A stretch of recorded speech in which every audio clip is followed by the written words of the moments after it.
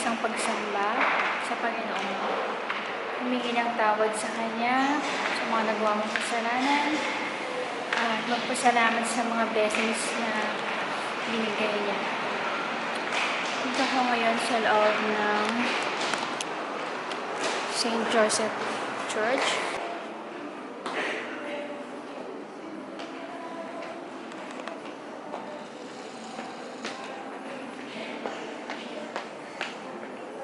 Hiningal ako kaakyat sa hagdan.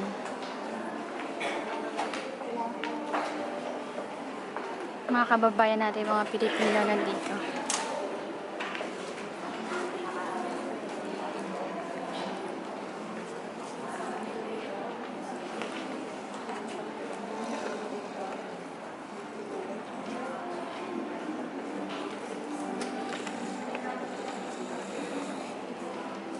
Sa second floor ito, meron din sa first floor.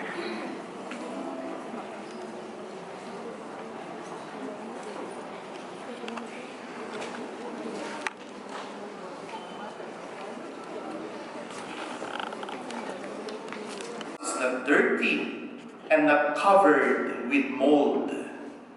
My garden looks lovely, and so does my lawn. I think I might never put my glasses back on.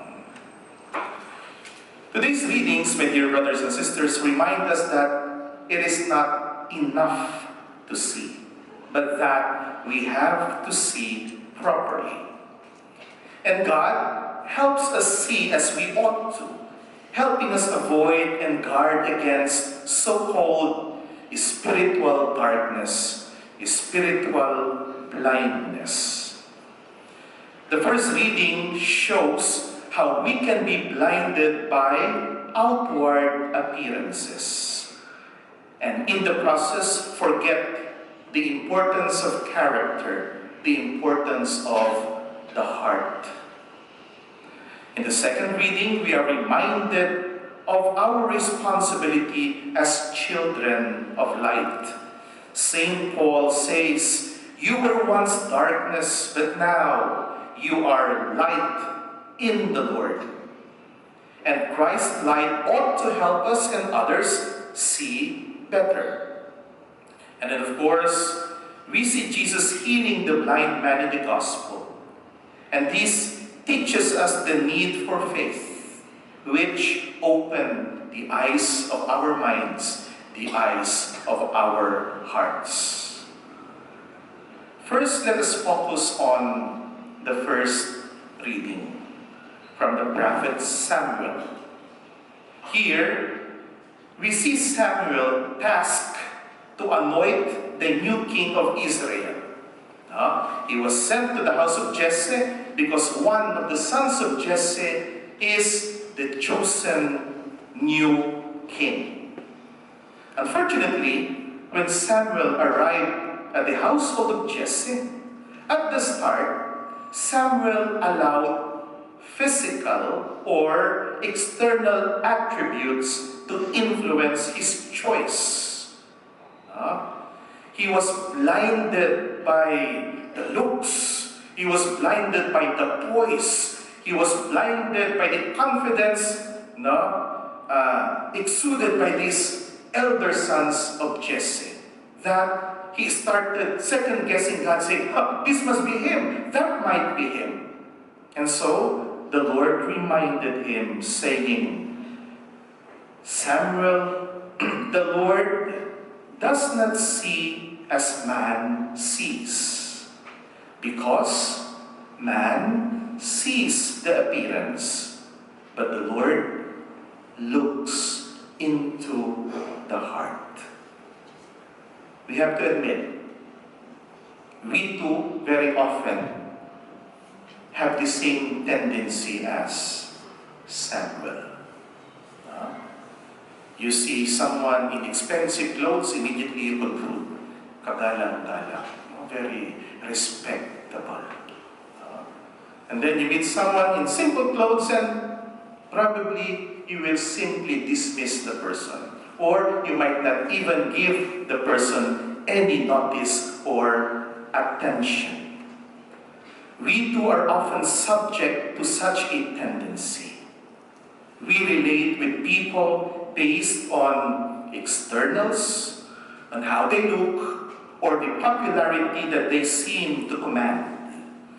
But Jesus reminds us tonight that inasmuch as these characteristics do grab attention, no? Let's admit it. Externals, they grab attention. But still, more importance, more focus, more weight should be given to the character, to the heart of a person, or the moral values of an individual. For example, it is more important to ask, is the person respectful? Is the person humble? Is he or she charitable? Do they take their faith seriously? In short, the point that matters is how the heart is placed. Is our heart, are our values in the right place? The first reminder for us tonight, my dear friends, is this. It is in the heart where the true value of a person lies. Not in the wallet, not in the clothes they wear, or the appearance they project. Rather, the true worth of a person is found in the values that he or she practices. But then, having said thus, let us not forget that inasmuch as this is what we ought to... Pauwi na ako, katatapos lang ng misa. Maganda yung gospel ngayon. This is the 4th Sunday of Lent.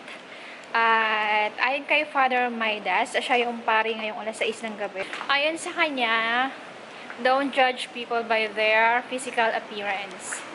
The top what, ang kagandahan ng isang tao ay makikita sa kagandahan ng kanyang puso.